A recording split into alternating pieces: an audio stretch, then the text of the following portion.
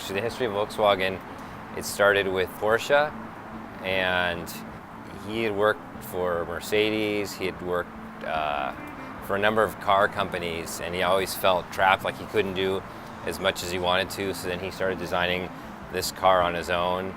He wanted an affordable car for the masses, and then unfortunately it has a relationship with Hitler because Hitler also wanted to develop a people's car, but that gave the funding and the resources to Porsche to develop it.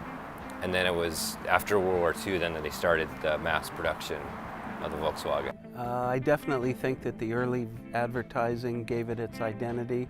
I think it's the largest volume production car ever built. I think you drive your Volkswagen with love. It just comes naturally because of an old Volkswagen really usually is part of your family. This has always had the name Buggy, not very creative, but it's just always been, growing up, it was just a member of the family. And I think you have a bond with it that you don't get with most cars, so you kind of learn to love it. You know, Buggy is part of the family. The experiences with a Volkswagen are unique. You develop a bond with each individual vehicle that you own. It can be worked on pretty easily. They're not necessarily an expensive car because you can do your own work and servicing.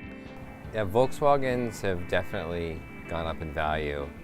When I was a kid, they were pretty cheap, but now they've gotten very collectible and their prices keep going up. I've seen refurbished buses go for $80,000, $100,000. It's just amazing. With the prices of old Volkswagens going up, I think that it's definitely changing it from the people's car where anybody could have one to they're becoming somewhat of a luxury item.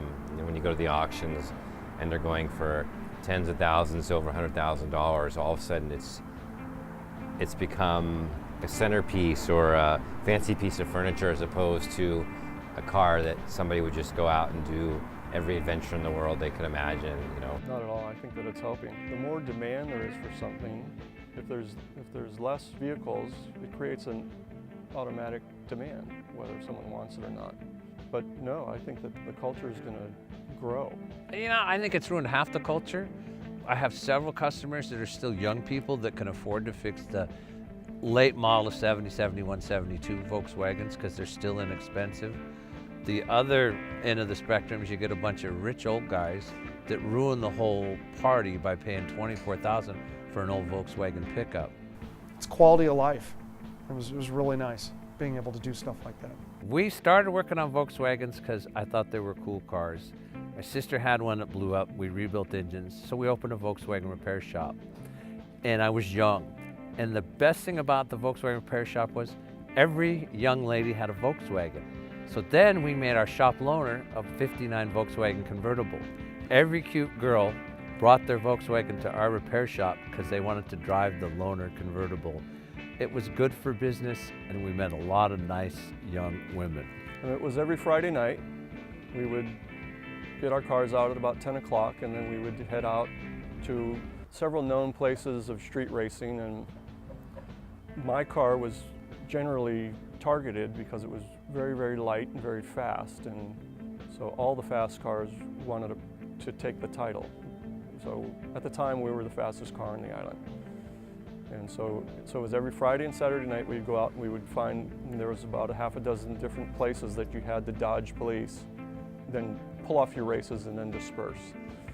So super exciting, super dangerous, and every Friday night. We were racing and we didn't get out of this arena in time, so the cops had funneled in. And I decided I wasn't ready to be pulled over. So I was young and hard-headed, and I took off. And there was about 12 police cars chasing after me. Unfortunately, at that time, Hawaii wasn't very built, so we headed on into the cane field. And that's how we got away. This was a project that I built with my daughter Sarah, who was 16 years old at the time. It was a bonding experience for both. We spent literally hundreds and hundreds of hours working on the car together in order to get it to this condition. Whenever people see an old Bug, I think it makes people happy. It just brings back so many memories because so many people experienced them growing up, and just the shape of it and the sound of them, it just makes people smile. This is a different program. The older classic Volkswagens are a completely different program.